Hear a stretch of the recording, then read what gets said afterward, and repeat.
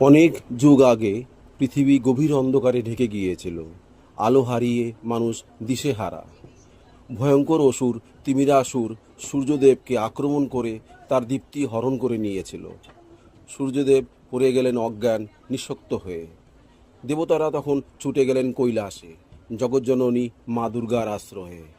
তখন মা দুর্গা গভীর তপস্যায় লিপ্ত ছিলেন, শান্ত ও করুণাময়ী। তারা কাঁদো কাঁদো মুখে প্রার্থনা করলে মা চক্ষু মিললেন, বললেন, আলোকে কেউ চুরি করতে পারে না যদি আমার শক্তি তার পাশে থাকে। মা তখন রূপ নিলেন জ্যোতির্ময়ী দুর্গা। তার 10 হাতে দীপ্ত অস্ত্র, চারদিকে ছড়িয়ে পড়েছে অলৌকিক আলো।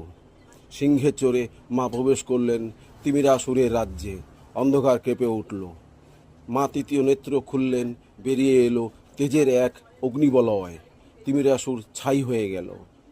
সূর্যদেব আবার জ্ঞান ফিরে পেলেন। তার দীপ্তি আবার ফিরে এলো। আলোয় ভরে উঠল আকাশ। সূর্যদেব কাঁদতে কাঁদতে বললেন, মা, আপনি না থাকলে আমি কিছুই নই। আপনি আমার আলোতেও বিরাজমান।